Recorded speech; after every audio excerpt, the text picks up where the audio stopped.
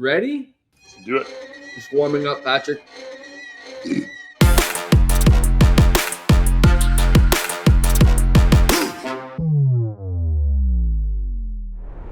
All right, ladies and gentlemen, welcome to episode 26 of the Rein It In Show. And we have an action-packed show for you today. Short segments, 5 different sticky notes in front of me, starting with, is the world melting down? We're going to find out. Number 2, we're going to give you a GDP update. Then we're going to go into the population swings that are happening within our country. Then we're going to go into a specific real estate market update. We're going to finish with evidence of some distressed sellers. Patrick, this is going to be an exciting episode. It's going to be awesome. We've got a lot to talk about. Hey, folks, just a quick reminder always to like, subscribe, share, throw it in the comments. What do you like? Hey, listen, we've been getting some good comments, by the way, JG, so positive. Anyways, like, subscribe, share, hit the bell for notifications. See you on the other side. Okay, Patrick, let's start with our first sticky note, which is the world melting down? My gosh, there's so much to talk about, Patrick. Let's start by kind of just chatting about the general macroeconomic update, kind of a global view of what's happening, because there's a lot coming at people right now. And I got to say, in many ways, the market is at a standstill. And I think it has a lot to do with what's going on kind of geopolitically, macroeconomically throughout the world. This is much bigger than just what's happening, in people's worldview. It has a lot to do with how they're feeling right now. And a lot of people are feeling like, I'm just going to pump the brakes for a little bit. Well, let's face it. It's hard to have confidence in a world where we're hearing a lot about the wars, whether it be Israel, Hamas, you look at Ukraine and Russia, that seems to have come off the discussion table. What's going on, China, Taiwan, like there is literally a seemingly global war about to happen. It could be tomorrow, this afternoon. So it depends on what you're listening to. For most of our listeners who are a little more sophisticated in how they kind of filter their news, they're not listening to mainstream media because a lot of this isn't on mainstream media. But having said that, there is an underlying current of just when is this world coming to an end, given what's happening. I mean, supply chain breakdowns, and now the Middle East is involved, Iran. I mean, there's so much coming at people that we're seeing it also, by the way, and we'll share a chart a little later on today, but around the consumer confidence, and people have quit spending money or are quitting spending money. And that, in fact, has that downward spiral effect of slowing down the economy. Now, on one side of it, that's great. On the other side of it, it's not so good. But let's just keep focused on what the biggest issue right now is, and that is the global macro. Everybody's operating on top of that at some level. So forget about what's happening in your city, in your province, nationally. Just think about what's happening globally, and people are going, what the heck do I do? And they're just frozen with, I don't know where to go and I don't know what to do. That's my view of what I'm seeing and hearing. Yeah, I would kind of rate this market right now, Patrick, as a bit of a hibernation market. People are just hibernating. I'm even seeing it in the rental market where people are just, and I was talking to my leasing manager literally 2 days about this, because we've been decreasing the prices of some of our apartments by $50, by $100, by $150. Some that used to rent for $2,300 now is $2,150. So, and I'm asking why, and I said to her, is it because there's much more supply on the market and we're competing with that supply? And she said, no, it's nothing to do with that. Right now, there's still a lack of supply, but there's just not a lot of demand like there was. People are just hibernating. They're saying, you know what? I'm going to wait to move until the spring. I'm going to renew my lease for another year. I'm just going to chill out. And people are kind of hunkering down. That's what I'm seeing in general, Patrick. In the rental market, I'm also seeing it in the resale market because I got some properties that I'm trying to sell right now. And stuff's just not moving. There's just not a lot of activity because not a lot of people looking. And people are just, that's why I call it right now, we're kind of in a hibernation phase. And how long it's going to last, I don't know. But I hope it doesn't last very long because I don't like these kinds of sideways market. There's lots of ways to make money on an uptrend. There's lots of ways to make money on a downtrend. There's lots of things to do, people to help, solutions to provide. But sideways markets, they're kind of boring. Well, they're boring, and I think it is going to stay this way for a while, and that's not to be the doom and gloomer, but that's just to really shine a light on what is. Because when we start to create a thesis around it, then we can start making decisions based on what we believe will happen. I happen to believe this is going to go sideways for a lot longer and probably even downturn a bit. Back to the renters though, JG, it's interesting that I was talking to a friend of mine who has, I don't know, $2,500 doors under management, and right across primarily Alberta, but also into British Columbia.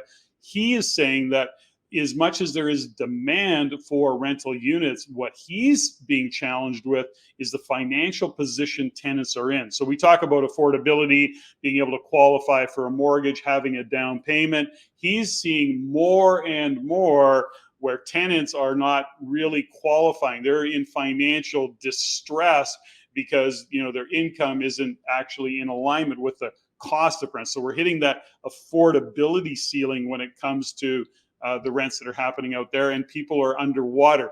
You know, right now, of course, in the news, what's the big conversation? I mean, there's lots of it, but one of the things that's happening right now is Tiff Macklem actually came out and said taxes are a big issue. That carbon tax is a big issue.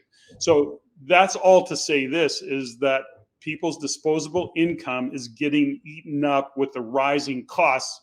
And I throw the taxflation in there because that's something that I beat that drum on so many times. Well, now finally, Tiff Macklem, the governor of the Bank of Canada, comes out and goes, yeah, that's a problem. It is actually causing an inflation problem. So all to say that our tenants are now having less disposable income, less ability to qualify as a tenant even. So that's part of what I think you're even experiencing.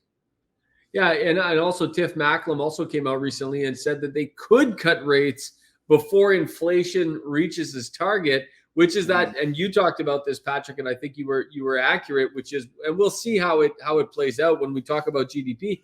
But this is where stagflation comes in, where you have inflation that isn't coming down as fast as they want, but the economy is crashing faster than they want, and as a result, they got to stimulate that economy.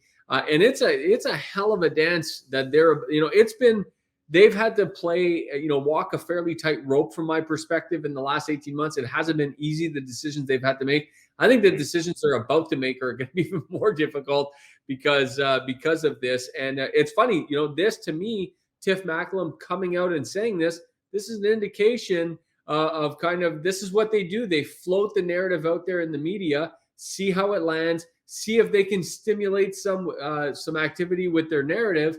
And then if they can, great. And if they can't, then they make different decisions. Kind of fascinating. I find it very, very fascinating because literally in the same week, you had Tiff Macklem saying, no, we'll continue to raise rates if we need to. And then literally 3-4 days later, he comes out, or I think it was 7 days later, comes out and says, well, we could cut rates before we hit our inflation target. That's the push and pull happening right now. First quarter 2024, Patrick prediction, they're going to cut. That's what I just heard. I can make that make sense. First quarter, and again, probably in the first half. First quarter, first half. 2 cuts. I just heard another Patrick prediction. Yeah. 2 cuts in the first half. I'll be brave.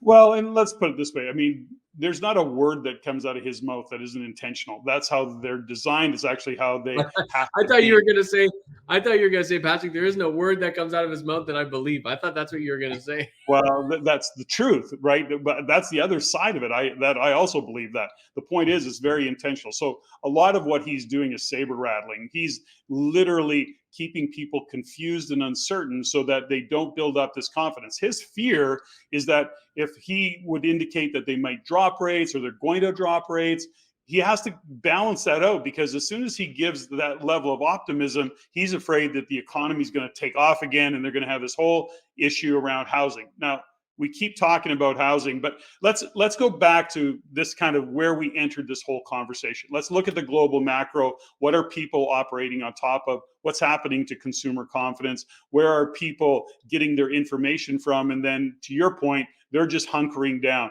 They're sitting on the couch, or they're not doing much. They're not spending money. They're hanging on to what they have for fear of losing a job, perhaps, for the actual reality of the cost of living that they're trying to make work. And so we have these problems that are really out of our control. Interest rates are not going to change what happens in any number of the wars that we have going on, any number of the supply chains that we got going on. We caught a small break on oil prices. I follow that really closely. They've come down a little bit. Fill up your tank while you can, because there is going to be, in my view of the world, I think we're going to see a big spike in oil in the very near term, given what's happening with Middle East and some of the decisions that are being made. So, hey, I just had a good idea, Patrick. We should track the every time we do a show, whether your last prediction came true or not yet, because the last show you said oil prices were going to go up. They didn't. They went down. So it'd be like a hold on negative a one second. for Patrick. JG, okay, We'll do a JG, little you're bit of pushing both. my We'll do a buttons. little bit of You're both. pushing my buttons. Jamie, our producer, will pull it up. What I said is it will ultimately rise into the first quarter of 2024. And I said along the way, it's going to go up and down a little bit. You're going to see it's not a straight line up. It never is. So That don't must put be words in my mouth. that must be a You pissed me off. scientific prediction. But I'm You just pissed saying we me should do an over under. We should do an over under +1, Fine, -1, and fine. I'm see where happy your to do score that. ends up. Happy to do that. But Patrick, I'm showing the slide now. I want people to see that Canadians, as the slide puts it, Canadians feeling blue. Sentiment hasn't been this low since the beginning of COVID, as well as the great financial crisis. We'll see when this starts to turn, and you're absolutely right that this is a leading indicator, because this will turn before we see the turn in GDP, before we see the turn in pricing, before we see the turn in the statistics. We will definitely see the turn here. So far, it's not turning, at least from what we've seen as of where when this came out, which I believe was at the end of September, meaning a month Yeah. ago. And by the way, small business SMEs are feeling exactly the same way. So this goes back to when we look into the leading indicators. If you've got both the consumer keeping their hands in their pockets and you've got small businesses not feeling optimistic, of course, then businesses are not, in fact, growing. They're not hiring. They're slowing things down. They're not buying as much inventory to hedge on their bet. They're not prepared to borrow any money at these rates. This is exactly what the intention of the Bank of Canada was, in fact, to slow the economy down with the rising interest rates.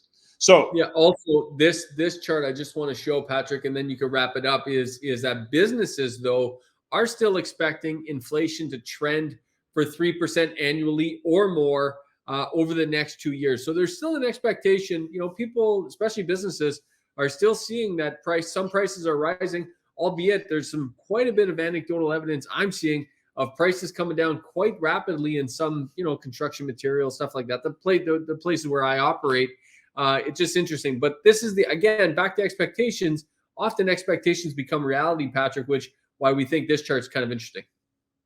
100%. So when we look at business, these are leading indicators that we're looking at, the expectations, and everybody just starts to get really guarded. And that's what happens with an economy that makes it slow down.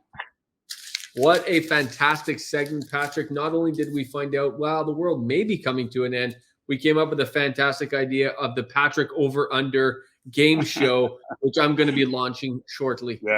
Yeah, do it. All right, the next segment we're going to talk about, Patrick, is a bit of a GDP update. And, as everybody knows who watches this show, the Real Estate Investment Network believes that GDP is the first driving force towards real estate prices. So that's why we track GDP so much, Patrick.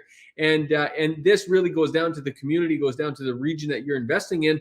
But we got some GDP numbers that we're going to be showing on this episode in terms of some general update. And I love the fact, because there was a prediction I made a few months ago that I think is coming to fruition. I'll point it out to you when we get there, Patrick, and then you can measure my over under. But let's talk GDP and show some charts to get things started, Patrick. Well, here it is. We're starting to see that GDP is slowing down. GDP per capita is coming down. But let's just really shine a light on GDP, which we've done many times before. Here's the fundamental problem with Canada, and that is that our R&D is not really growing. Our manufacturing is not growing. Our productivity overall is flat. Our import exports are flat, and they have been for years. We are a consumer debt-driven economy. That's just the reality. We've talked about it for years now, JG, and especially in after COVID, when we started to see the shift in the housing market. Our economy is being driven by the housing market. An increase in rates, an increase in the cost of housing is slowing our economy down. That's the primary slowdown. Now, yes, retail sales have gotten a little softer in some sectors, but ultimately, when we look at GDP in Canada, you only need to look to the housing market, and consumerism to say, okay, GDP per capita is slowing down, and one of the reasons is because people just aren't spending money. They don't have it to spend many. So that's what we're seeing. So that's my background or my thought process, in what's obvious in Canada when it comes to GDP. Just so everybody knows, real GDP, the difference between GDP and real GDP is real GDP, they back out inflation. So if I'll give you a perfect example for those that don't know, Patrick, if GDP is running at say 2% and inflation is running at 3%, that's real GDP of -1 because the inflation is in fact contributing to the GDP more than the actual GDP. So that's the concept of real GDP for people that don't know. And then I do think part of this, Patrick, as well, is we've had such a population influx in the last little bit that this is also affecting these per capita real GDP growth, because we've had, for this particular chart, we've had two things that have really been working against this chart, which is number one, our population has been growing. So the per capita part is really increasing. The real GDP is shrinking because inflation, when you back out inflation out of our GDP growth, it's actually negative. You can see it there.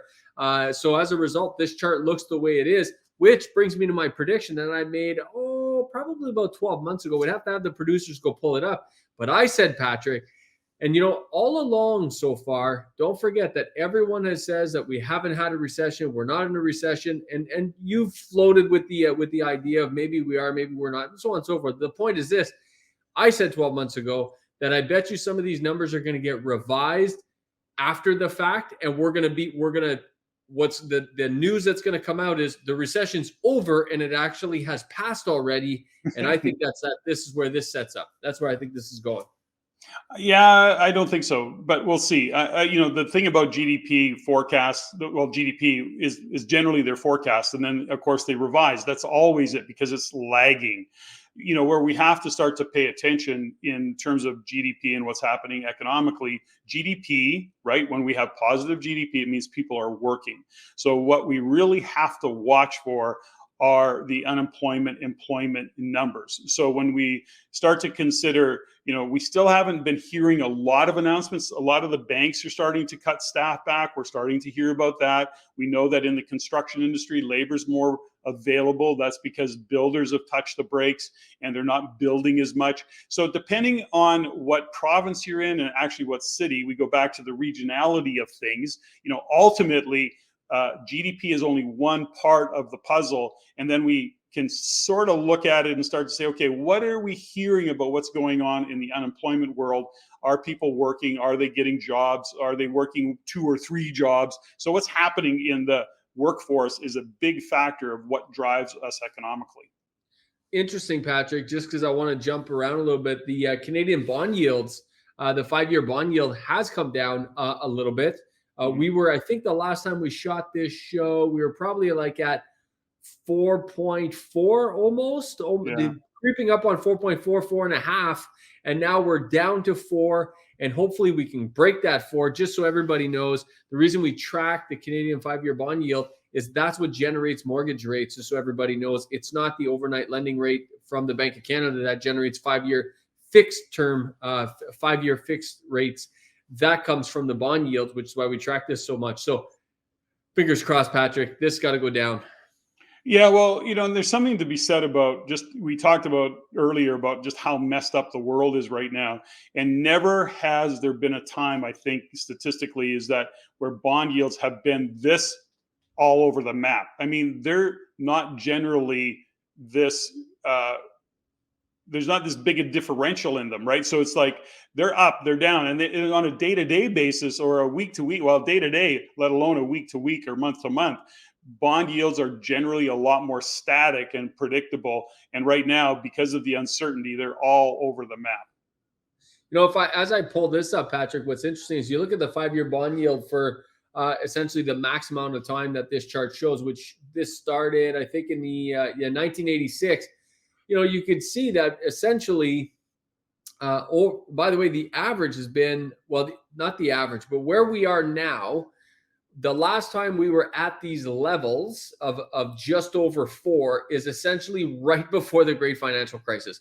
And from that point back, we were always at this point or above this point, except for a brief period here in like 2005. essentially we were always above 4. And then since the great financial crisis and the era of cheap money, which really boomed real estate, by the way, we've been under that 4, where the kind of the average was probably like under 2. Right. So let's be a little bit cautious here, because when you look at the dramatic increase, look at the speed of which those yields, like look at that dramatic. I mean, that's like went boom, it was exponentially exploded up in a very short period of time, and a lot in a very short period of time. That's part of what is causing a lot of the drama, a lot of the uncertainty, a lot of what the hell's going on, because this is an indicator of what's happening in the uncertainty in the market. And of course, there's never been this kind of a dramatic. If you even look at the chart you got in front of you, we start to see where after GFC, it dropped quite dramatically, fairly quickly, but nothing compared to the rise and the speed of which it came up here. But Patrick, you've been investing since 2000. So here we are in 2000. Let's go back to this roughly. I think you started investing around that time. The 5-year bond yield was at 6.5, somewhere between 6.5, which was the peak in 2000, which was that kind of the tech boom, if people were around that long and remember. And then it kind of got down where it kind of averaged out at roughly about 4, exactly where we were. So kind of tell me a little bit, Patrick, of what was the interest rate environment of the banks, of the lenders for real estate. What kind of rates were you paying back then between 2001 and 2007? What was it like? Well, the rates were higher. I was, as you know, I was in diapers. So, yes, no, exactly. Well, the number one, it was easier to get a mortgage. Let's just say that, far easier. And if you were in Alberta, as a matter of fact, you could assume a mortgage without even talking to the bank. It was just like, got it, we take it over. Those days are gone. The point is that the difference in price of a house back then, I was paying, let's say 6% or 6.25% for a mortgage, but I was buying a house for 145 grand that today is worth 400. So, you have to look and keep it, I guess, you have to make things relative. And this is the mistake, or this is the story that people are telling you. Well, we were 18%. Yeah. And houses were 75 grand. So you can't keep it. You got to keep things relative. The problem isn't today is that the rates are at 6 or 7%.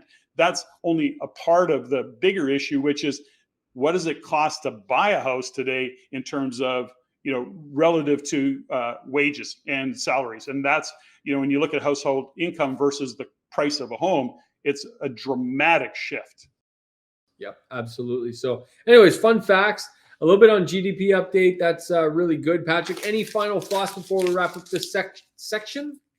No, not much, other than we have to pay attention again. When we look at GDP, we know it's lagging.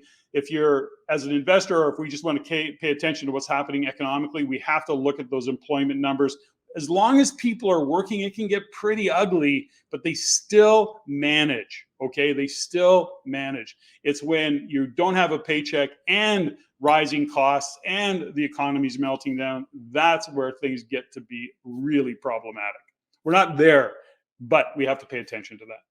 What is the unemployment rate right now in Canada, Patrick? Do you know? I don't, off the top of my head, I don't know. I usually kind of pay attention to it, but I want to say it's still well under 6, probably 5.5 is my guess, 5.7. I haven't looked recently. I look at regional numbers, so. Yeah, and that's that. And by the way, that goes for everybody. We often talk about GDP, we talk about population, we talked about employment, unemployment. You got to make sure you do the research on your individual market. You should, by the way, be using tools like the DI Vault, which is an artificially intelligent, incredible tool that we've launched recently. And check that out, di-vault.com. You can sign up for an info session, but use these tools, which makes research so much easier. The artificial intelligence does most of the work for you. It's incredible. So check that out, folks, as we wrap up this section. Well, I want to shine a light on the technology part of it, because not only is it make it easier, it's more accurate, it's more efficient, and it's more current. I mean, that's the biggest issue I think we have with looking at numbers out of StatsCan or Conference Board of Canada, or even from the banks. When you're using technology, it's almost well, in many cases, it is real time. Well, in our case with the DI vault, the information is updated every single hour compared to these kinds of charts that you're seeing here. This information could be 4 weeks old, 6 weeks old, sometimes 8 weeks old, Patrick. And that's because it's only, it's only published so often. By the time it gets through everything, it just takes a long time. This technology gives you access up to the minute, one source, one screen, incredible dynamic data for you to make real investing decisions as a real estate investor. Yes, 100%. All right, Patrick, next topic, we're going to talk about population swings. Now, we actually have some really great charts here to show. One of them is how Canada's population has grown. That should be no surprise to people, by the way. If somebody's like, oh my gosh, Canada's population's growing, we've been talking about this, screaming this from the rooftops for several years now on how much Canada's population has been growing. And Patrick, this is just accelerating. Now, I do got to say, you're usually the doom and gloomer, and you're usually the one, talking about warnings. But I got to say, and I sometimes give the warnings too. You're much more the warning guy. But anyways, I will say this. I gave 2 warnings over the last several years. One of them when the market was really, really ramping up. And I said to people, be very careful. You said the same thing, Patrick. And we told people, and I remember being on record saying, I would rather not see price appreciation of 10, 15, 20% per year. I want to see 3, 4, 5% steady as she go. That's better for us real estate investors compared to what's happened, which is prices going absolutely up and then crashing down and creating this market chaos, which if you're an advanced real estate investor, you can take advantage of that chaos. But the point still is there's still pain around that chaos. I'm starting to get concerned about this, Patrick, because these friggin' numbers are accelerating. It seems like quarter over quarter, they're accelerating like crazy. And what's going to happen is this is going to now fall off a cliff. Anytime something goes up dramatically, it falls off a cliff dramatically, and that just creates market chaos. And I see that happening in this sector. And I'm not talking about, and I know there's lots of conversation around our healthcare system and whether it can handle, and that's not even what I'm talking about. I get those concerns and I understand that. I'm just talking about the fact that when they stop this train, it is going to create market chaos because we will have geared up for this incredible growth in population. And it will eventually, when there's a change in government, this is going to change on a dime. That's my view. Well, I think there's a couple things, to your point. So first off, it's politics over policy. So will it fall off a cliff? They'll start to back off. I think the pressure is getting very, very high. Does it have an effect on our healthcare system and our infrastructure system and our housing? All of it, not will it, it is. It's actually crippling it in some cities. You're hearing a lot about it, particularly within the healthcare system, which is challenging to begin with. Forget about all the people that are moving into it and wanting to use the system. Now, having said all of that, we see this politics over policy. The squeaky wheel gets the grease. There's enough complaining and bitching that yes, I think the politicians are going to make some kind of a move to slow things down or at least manage it better. But here's the other side of this coin that nobody has, well, they're just starting to talk about it. I'm actually going to do, I think, a standalone segment on this and that is the other side of the coin, which is a lot of this immigration, JG, is necessary because they're offsetting the other side, which is people are coming and now they're going. Now, the retention of people in Canada was quite long, like it extended. So I came to Canada, I lived in Canada for 10 years, I made some money, I made a living, I got training, and then I moved on. What's happening is in some cases that retention is slowing down. Why? Or getting shorter. And the reason is because they get here on what they're now calling false promises and false hopes. And they get here, they can't find a place to live, they can't find a job, they're running into challenges. And, it's no joke that there are literally very educated people, whether it be doctors or engineers or architects, are coming over from these other countries, and they're literally working in menial service jobs or Uber. They're trying to make ends meet, and they can't afford to stay here, so they're actually having to leave. So there is an interesting offset that is starting to percolate. We're starting to hear about it. There's starting to be some data show up for it. So it's an interesting time we need people because, of course, our birth rate is almost negative. What? And so in terms of just citizens of the country, now we have to have that immigration. And now a lot of it is I got to put a lot of people in the pipe because we're also losing them at the other end. So that's going to be a segment. Now, this impacts real estate, though. For everyone listening, there's an impact to real estate here, which is for two things. Number one is obviously people get into the country. But once they come into the country, they then go to other places. And Patrick, this chart shows how many people have come into the country. This shows Canada's population grew by nearly 360,000 people, or 0.9%. In the third quarter alone, that's a record in the last 50 years, by the way, largest we've ever seen in the last 50 years. But then the question becomes, where do they go after that?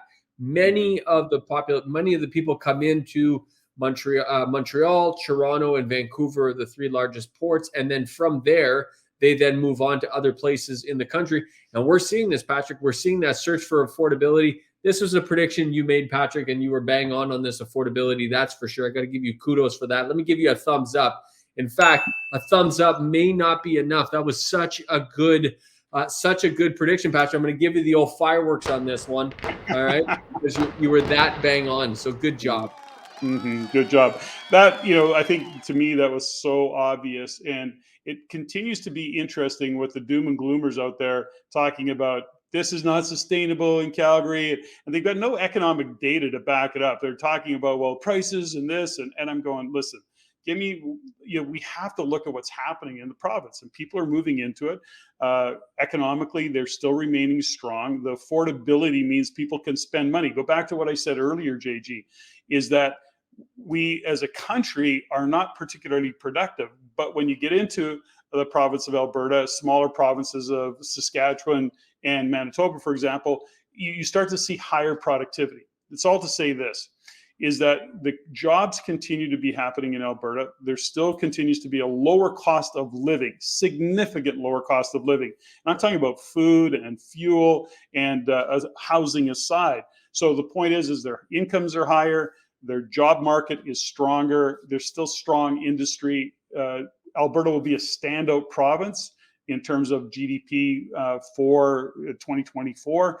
I mean, of course, given wars and given all the possibilities of black swan events, that would be, that kind of, okay, we got to pay attention to that over there. But ultimately, Alberta's going to continue to be strong. And I can't say enough. Political leadership is very strong in Alberta. Certainly Danielle Smith has done some really great stuff, and her and Premier of Saskatchewan, now they're teaming up, and they're really pushing back hard on the feds, which is only going to attract more people into that province and gain strength. So lots going on in Alberta that makes it very, very positive. Here's a great slide, Patrick, showing people that the amount of people moving into the province of Alberta, which, as you said, is quite a bit. Is actually is a record, I believe, for Alberta. Yeah. It has been since 1991. This is the highest annual growth rate since 1981 coming into Alberta. And I think just one caveat to this, I just want the producers to put on here, sponsored by Mr. Alberta, Patrick Francie himself. But anyways, apart from that, I totally agree with you, Patrick. And in fact, the real estate investments that I personally have in Alberta, all of them have gone better than expected, because there's just a lot of energy in Alberta right now. And I would say my hibernation comment that I made at the beginning, the first segment of the show, that's not applying as much to Alberta. People in Alberta are excited. The government's actually coming out and showing people what they're going to do and how they're going to transition, and how they're going to work with the new world as it comes out. Lots of debate about that, but the point is that there's just a lot of energy, and it's all going in the right direction. So my hat's off to Albertans who are really kind of going in the right direction. By the way, Patrick, you're from British Columbia now, so you don't count as an Albertan anymore, just so you know. No, that's not true. Albertans, regular Albertans. I am truly bi-provincials. I've got businesses in Alberta. I got secondary residence in Alberta. I am bi-provincial all day long. That's why I can speak to it. Now, I want to just caution people around all of this. We see a lot of out-of-province investors going into Alberta, and they're coming from a place of, well, this is what worked in Ontario. So I'm going to use the example of, somebody in Toronto is looking at a condo in Calgary for $300,000, and they're going, gosh, I'll take 6, relative to what you would have to spend in Toronto. It's just not the same. So cautionary note. Or in BC, you often Or in BC, blame on yeah. or BC, yeah. Or BC. No, that's 100% true.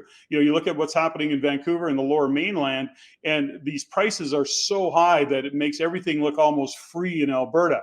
But I'm just going to say, it's our responsibility, I think, to be cautionary and give people a heads up. It's not the same. It's not the same culturally. You have to buy for cash flow. You have to use the kind of strategies that we teach, and to make sure that you are making sound investment decisions and not just throwing money up against the wall to see what sticks. Population swings definitely impacting our market, folks. Keep a close eye on it. And I have a lot of real estate investor friends that have moved out. Atlantic Canada is the same thing, Patrick. I remember us, and we should pull this back. We both said this. We were both accurate, by the way, may I add. But, Atlantic Canada had a huge boom during COVID. And we said people have to be a little bit careful. Don't just go anywhere in Atlantic Canada. Make sure it's backed by economic fundamentals.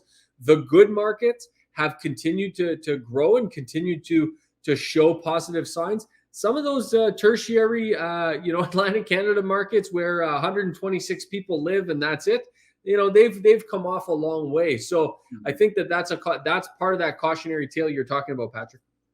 It is, and something it's interesting about what's happening in the East, and we don't have a slide for it, and so my memory's a little bit vague, but I think the federal and provincial government has said we're going to build 40,000 homes, and I want to say Halifax, I don't remember. Anyways, the point is, let's say East, and they want to do that by 2028, 5 years, an additional 40,000 homes, and I just, that sounds really good, by the way. That will never happen. And so let's put that one on record.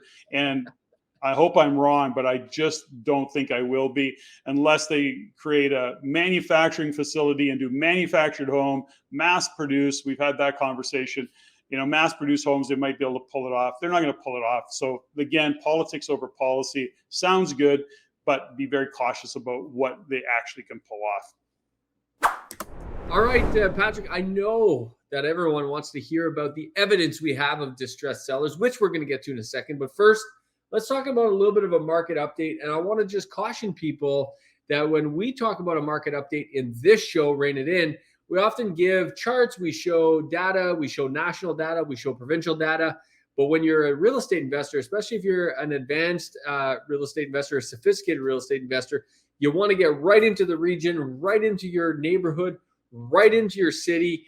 And the way you're going to do that is by using technology like DI Vault. Now, we don't have time to show that today on this show, but go to di-vault.com, get signed up for one of those information sessions so we can show you how the regions are so different. Because, Patrick, now more than ever, regions are different. You got one that's in a seller's market, one that's in a balanced market, one that's in a buyer's market, and they're all right beside each other. It's amazing what the DI Vault can show you.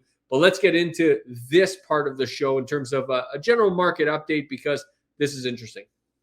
Yeah, when you look at house price expectations and you start to see that there is an expectation that things will start to flatten out, I don't see, I think then depending on the market that you're in, and then you have to look at property type. This is where these charts are kind of useful. I think we have to always keep in mind that property types fall into this or impact this, as well as the regions that we're looking at. So as much as there's an overall sentiment of what's happening, we have to look regionally, and then we have to look at property types, because right now what's skewing numbers is, of course, what's happening in Toronto and the GTA in terms of condos, because that's really shifting the market.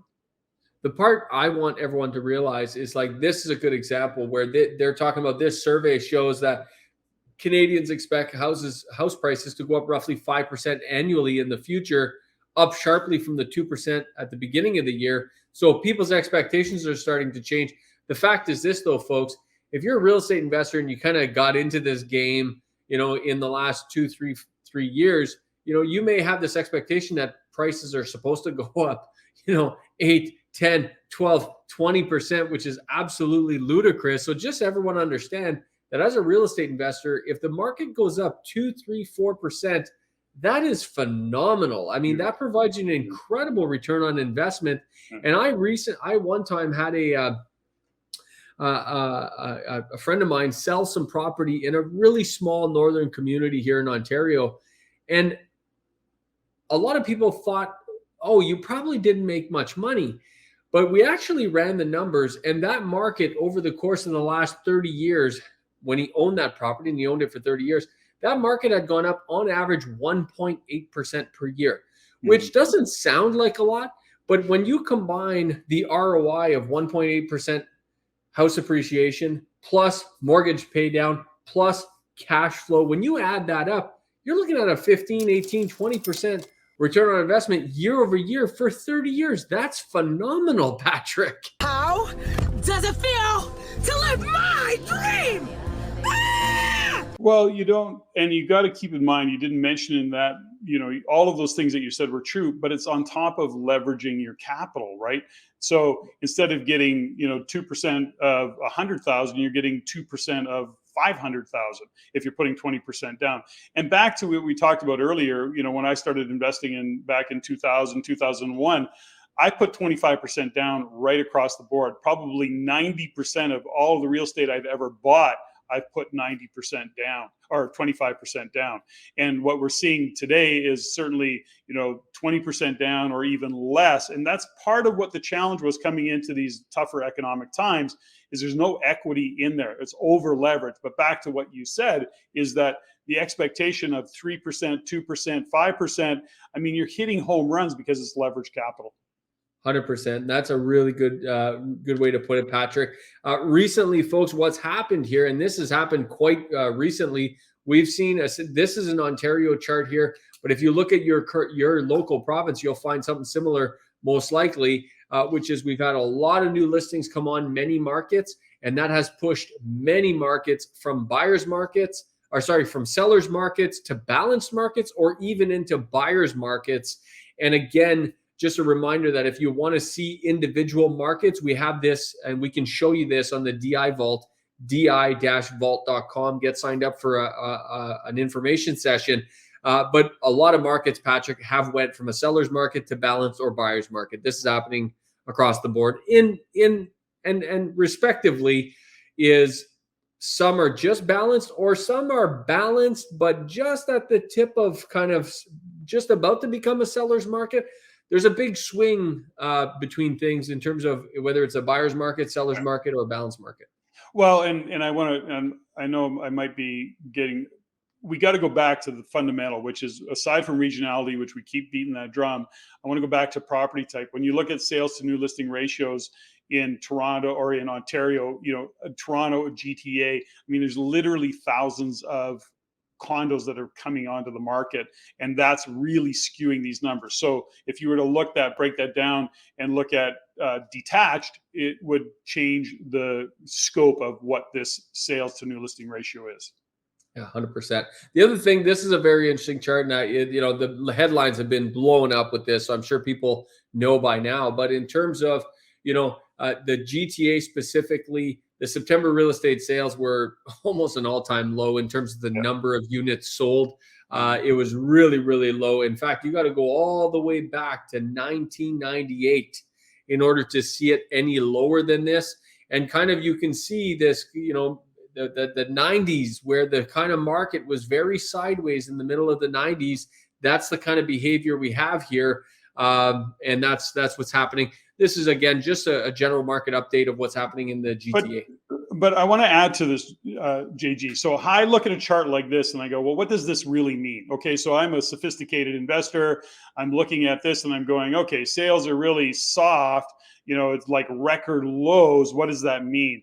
And we have to consider what I talk about often, which is what is driving our economy. And what is it? It's housing.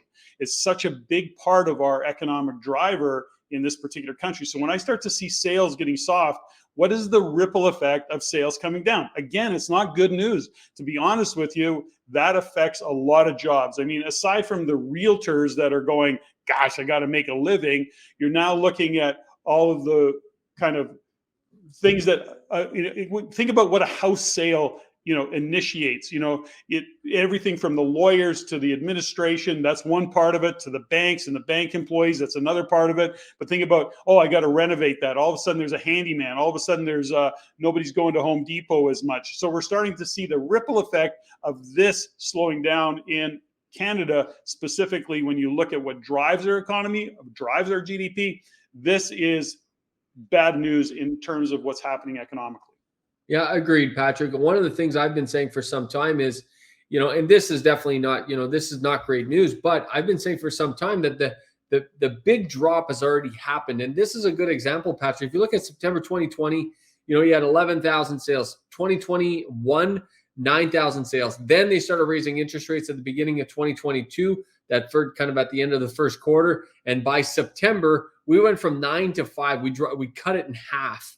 And then now from 5,000 to 46, 42. So down another kind of 8% if you compare year over year. So, the big drops already happened, Patrick, and it'll be interesting to see where we go from here. But this is, again, back to one of the things we talked about in the earlier segment of the hibernation kind of season we're in right now, where a lot of people are hibernating. It's showing up in these numbers, Patrick. 100%. And it's not like if you take out the highs, JG, on that particular slide, let's say you take out 2021, 2022, you look back on this particular chart, look back into 216, 217, you start to see the drop isn't as dramatic. But if you're comparing this drop from a percentage point of view, or even this chart, if you take these highs out, you go, okay, yeah, it's definitely slowed down. It's a record slowdown. Got it.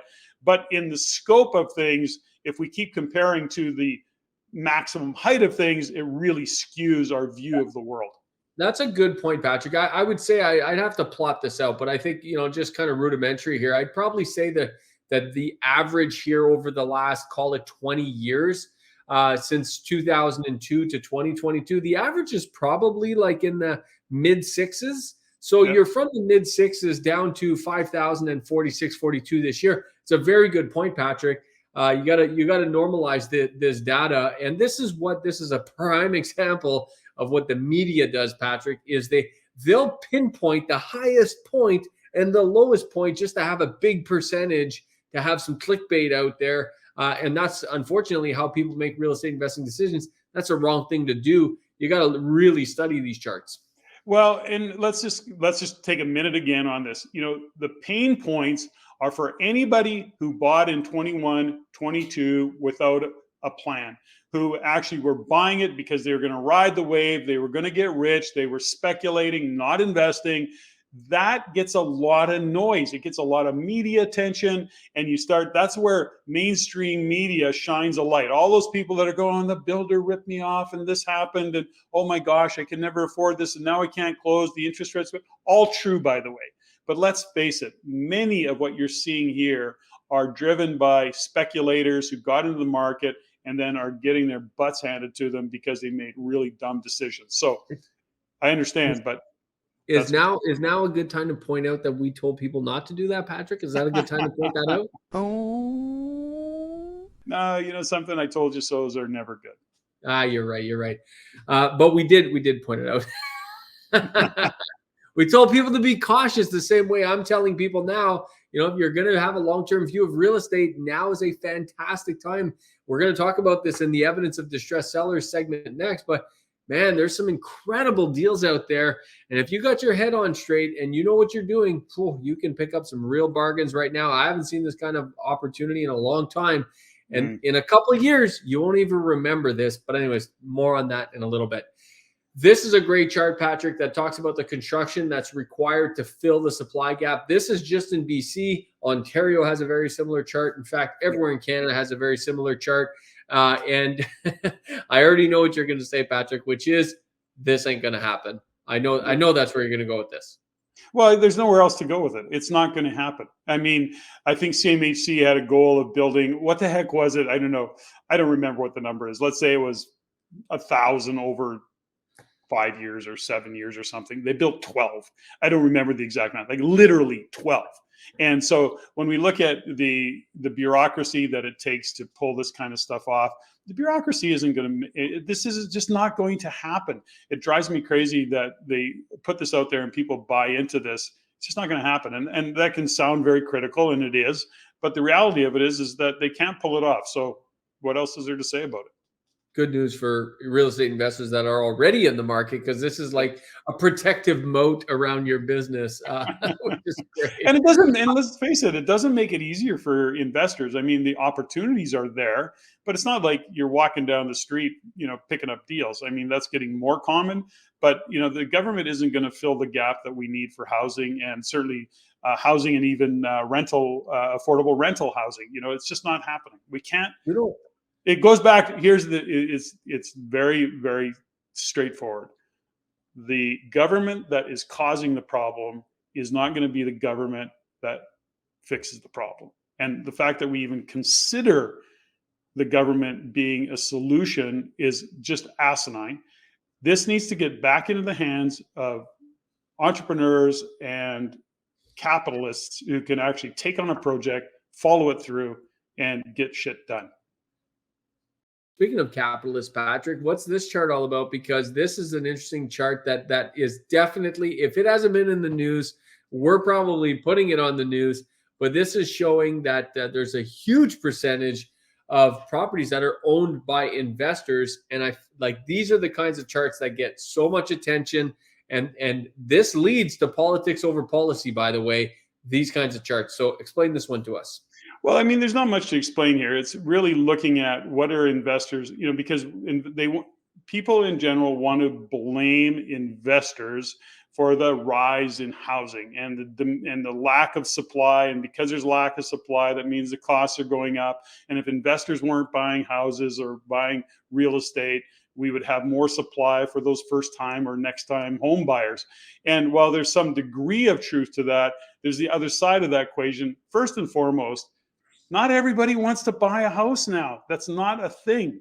There's lots of young Canadians and who don't want to buy a house. They don't want the responsibility. They don't want the debt, and they're happy to rent. The bigger issue is that what they negate is the fact that over 50% of rental accommodations are supplied by mom and pop investors. And so not the boardwalks and not the Black Rocks and not the big REITs. I mean, there's lots of supply from them, but a majority of the supply is from mom and pop investors. So, they shine a light on this. They make it all wrong. You look at where it really is in the condo market. That's primarily what's driving it, a little bit more in the row housing. And you start to see that when it comes to single detached or semi-detached, it's not as big a factor. Yeah, good point, Patrick. And like I said, these are the types of charts that the media will have a field day with. So that's why we talk about it. We go through it. We debunk the myths if there are myths to debunk. But that's a bit of a market update, ladies and gentlemen. And again, if you want the specifics of your particular market, please go to di-vault.com.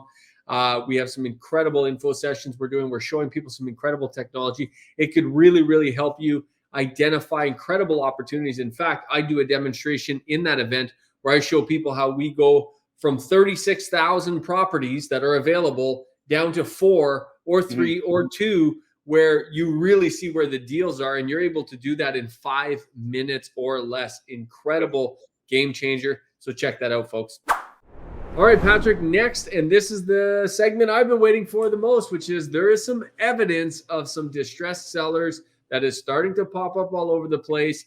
And we got a couple great charts to show, but also I'm seeing this evidence kind of like, feet on the street as I do my thing on a day-to-day basis with my team and everything that we do, managing, hundreds of units. I'm seeing this, but definitely there's some evidence of distress, and there's some real opportunities for real estate investors to provide real solutions for people. So this is interesting. And I look at this, frankly, myself, Patrick, me, I got rose-colored glasses. So everything for me is always like hunky-dory.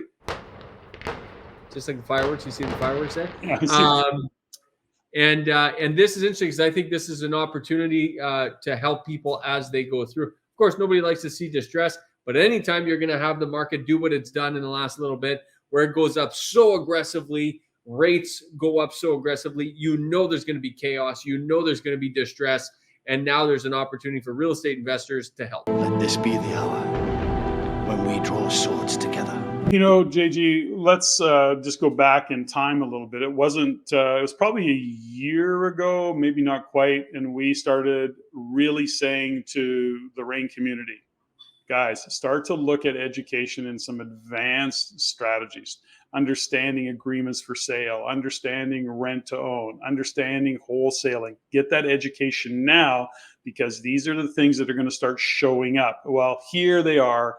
And things are, in fact, doing exactly what we said they would, where you're starting to see people who have problems that need problems solved. And if you're an educated investor, if you're a sophisticated investor, if you understand agreements for sale, rent to own, wholesaling, vendor financing, you're now there and you can start to solve these problems and take advantage of them. And that's exactly what's starting to unfold. And, it's really patient money. But I think there's something that you said that triggered a thought process to me, which is I think you may find some people are going to try and time the market. In other words, I'm going to wait a little bit longer. I'm not going to jump into anything yet. And my kind of suggestion around that, and JG, I'd like to hear your view of it. You're in the trenches every day. Is to say, no, when the deal shows up, if the math is right, if you see a long-term future, depending on what your strategy is, of course, but when you look and see the opportunity's there today based on the math. And if you try and say, well, it could show up better next month, in 6 months, I think you're taking a risk of leaving a lot on the table doing that. What's your thoughts? Well, I think trying to time the market is that's a short-term view. Anytime you're trying to time the market, you're really thinking about the market in either weeks or months at very best. When we know real estate works best when you think about it in 5-year, 8-year, 10-year increments, Patrick. So, if a deal makes sense today and say what's funny is, and just so everybody knows, I struggle with this too. I recently bought a property for $375,000. I didn't even think, Patrick, I would ever buy a property for $375,000 again. I didn't even know the threes were going to I'd ever see a 3 again. So I bought it for $375,000, and shortly after I bought it, I thought to myself, and by the way, I bought that in September, what's now November, and I'm starting to think, is there going to be better deals to be had? Well, maybe I can buy something for $350,000 or $355,000, but is it really going to make a difference? And this particular property I bought for $375,000 is an absolute gem. It needs a ton of work. I probably need to dump about $250,000 into it, but the location is incredible. I cannot find a better location. It's got no neighbors. It's literally ideal. And that's what people, when you start playing the timing game, what happens is you start to negate some of those subtle features and subtle factors that really contribute to the property. You start to negate them, like the location, for example. Could you buy a cheaper property? Yes, you can. But will it be that good of a deal when it factors the location, when it factors all the features of the property and the land and the trees and all of that? You got to look at the big picture, Patrick. And I think timing the market typically doesn't work because you end up spending more time and more energy trying to time the market. And as a result, you're probably, quite frankly, not going to do a very good job of it anyways. You're much more likely to be successful being in the market than timing the market. 100%. And, it's in this market, and that's what I believe as well, is timing it is that to your point, in the short term, you may go, oh gosh, 25 grand, I left 25 grand on the table. Maybe that might be your story. But ultimately, when we look at getting the deal done, do the math. Does the math work? Does it make sense? Does it fit your strategy? And what is it going to look like in 5 years from now, 7 years from now, 10 years from now? That really is ultimately the question. Unless you're literally trying to get in and out, then you're having to play the timing, the market game, but that's a different strategy. Yeah, 100%. Now, what we got is 2 charts here, folks, which I think are quite fascinating. The first one is these are, and by the way, this is a Toronto Real Estate Board. The reason we often use Toronto Real Estate Board stats here is because it's the biggest board by far. So it kind of gives you a bit of a cross-section of the market, especially in Ontario. But the TREB listings that include the words power of sale or mortgage in the seller, in the listing. And as a result of this, this becomes very, very interesting. And this is in the seller's name specifically. So these are distressed sales. Back in, and this chart starts at the beginning of 2022, you can see a serious ramp up from essentially 0 listings mentioning the words power of sale or mortgage in the seller's name, all the way up to just under 90 now. Now, 90 out of 30,000, 35,000 isn't that many, Patrick, but the point is it's still 90. It's from 0 to 90. So they're out there. And if that's how many are on the market, there's a lot more that are not on the market, that are off the market. The point is it's starting to show up now, some of this evidence of distressed sellers. And it's the same with the words vendor take back or VTB as part of the listings. This was virtually non-existent. Patrick, 18 months ago, 24 months ago, you could not do a VTB deal if your life depended on it. And we just have a friend of ours, you and I, Patrick, who just did a VTB deal and got a 100% financing by the seller, I believe, or 95% financing. 95%. Yeah, it's the 90%, I think, or 95%. Yeah. $13.5 million VTB. I say thumbs up to that. That's the kind of opportunities that are available in the market. And that's because we're in this market chaos. So the point is, there's a lot of opportunities, a lot of bad things going on right now, a lot of things to look out for, but there's also a lot of opportunity, Patrick. If you're not making money hand over fist, something's terribly wrong. And on that deal, by the way, I think the interest rate was 3.5%, might have even been 3%. Like, it's smoke and deal. But those opportunities are showing up. But I want to really kind of shine a light on, and although it's anecdotal and I could dig for it, most of what we're seeing in this kind of distressed sale world is in fact speculators who never intended to close on their pre-construction deal. Now those deals are coming to fruition. They have to get a mortgage. They can't get a mortgage. They got to get from under it. And I mean, literally, I'm seeing stuff where people are leaving 200 grand on the table. And that's a big part of it. There is a part of it as well that people bought a house, getting it built. Now they have to go back to the bank. And guess what's happening? They're not appraising for the same value that they paid for it in the height of the market. And the bank's going, okay, so you need to come up with an extra 100 grand, 200, 300 grand, whatever the number is. And they're going, I'm out. So they're literally having to walk away from those deals and try and sell them to somebody who will pick up the slack. Yeah, and these are, these are opportunities for real estate investors who are sophisticated to help these people out of a very, very tough situation. And like you said, Patrick, I mean, we're seeing it. I mean, the deal we're giving an example of right now was a huge Airbnb complex, essentially almost like a hotel. There's a lot of commercial deals going through this. There's a lot of residential deals going through. Essentially, every property type in every asset type is going through some of this in some way, shape, or form, some more than others, which is why, Patrick, by the way, we recently launched our Investor Concierge service, which is completely free, and it helps connect people with these kinds of deals. Because there are some people that are in the market that for years, and how many times, Patrick, did we hear people tell us, oh, I can't wait to get a deal. I can't wait till the market cools off. I can't wait. Well, those people that are still in the market looking for great deals, we've launched this free Investor Concierge service exactly for this purpose. And we're going to put the instructions in the comments on how to exactly sign up to the Investor Concierge. You can sign up, you can text your information and get signed up. It's absolutely free. And then anytime some of these incredible off-market deals come into our sphere, we pass it on to you. We don't sell any real estate, Patrick. That's not what we do. We don't sell real estate, but we'd love to connect some investors with some incredible opportunities. 100%. And that really is, again, it's all about embracing technology. It's about taking advantage of the community, of the RAIN community, and finding those kind of deals in this market and helping people solve problems, because there's lots of problems out there. Now, a couple more anecdotal evidence, Patrick, of some of this, this evidence of distress. I'll just call it distress in the market. Here's what's interesting. This happened yesterday, Patrick, where I've been trying to get a mason. And people who do masonry are far and few between nowadays. It's not a trade that's easily accessible anymore. So I've been trying to get a mason to do some brickwork at one of my buildings for years. And it's too small of a project, so nobody ever wants to do it.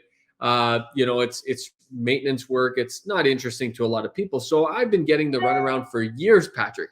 Well, I got a phone call yesterday, and I talked to this mason, and he tells me, and get this, I haven't seen this happen in so long, The mason says, I can be there tomorrow. I'm not kidding you. I can be there tomorrow. And they started this morning and they're on time and they're doing a great job. And I'm just like, wow, this is real evidence of the distress in the market. I'll give you another example, Patrick. I got a phone call last week. I'm not sure if I shared this with you. I got a phone call last week at Vista Property Group, our construction division.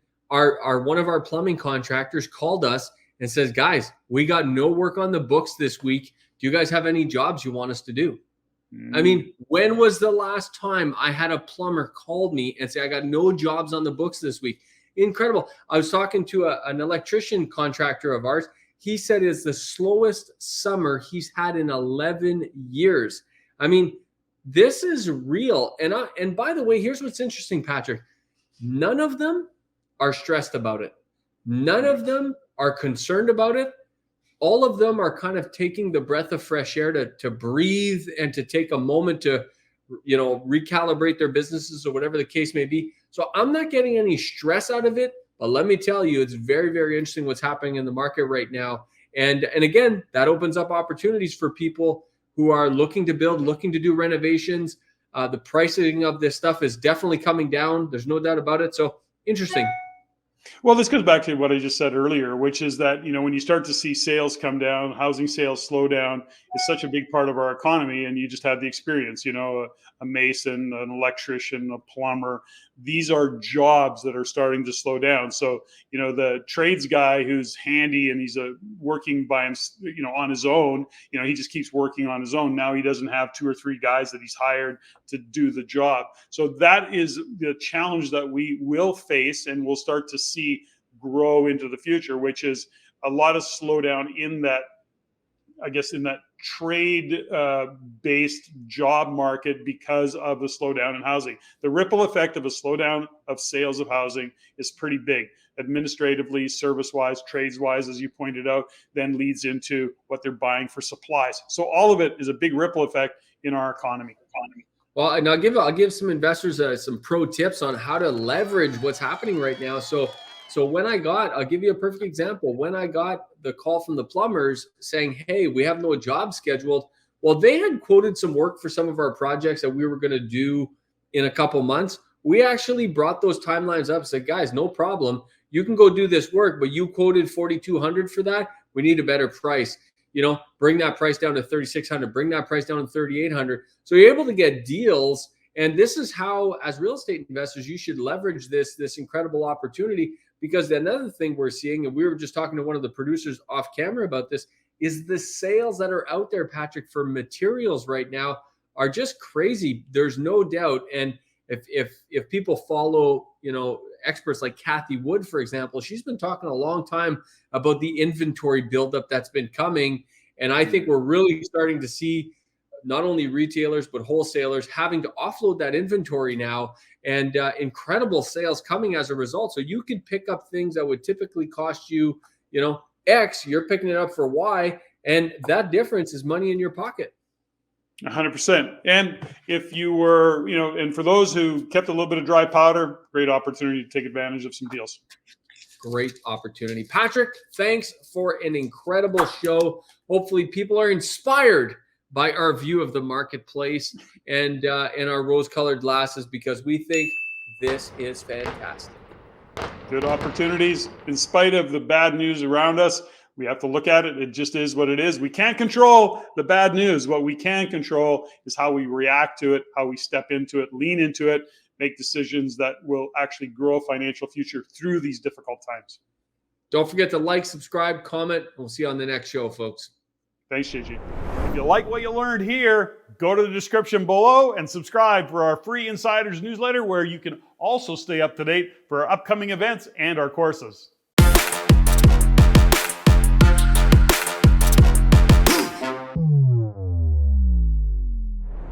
If you want to see more stuff like this, click there.